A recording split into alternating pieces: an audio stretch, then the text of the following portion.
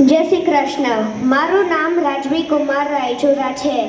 આજે હું આપને વિઘ્નહર્તા ભગવાન ગણેશજી વિશે કંઈક કહેવા આવી છું.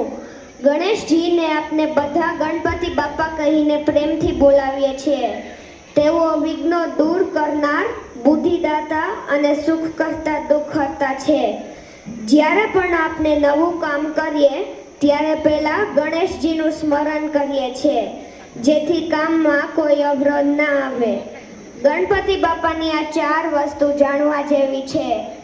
તેમનો મોટો મસ્તક આપણને કહે છે કે મોટું વિચારવું જોઈએ.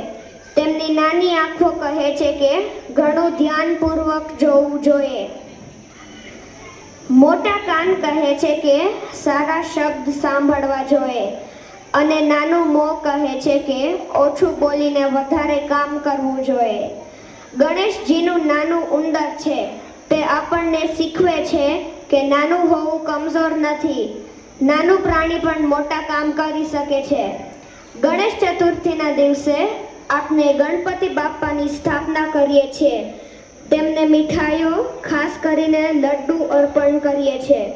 તો જો રોજ ગણેશજીને જેમ બુદ્ધિ, ધીરજ, દયા રાખીએ તો આપણું જીવન પણ પ્રકાશિત થશે.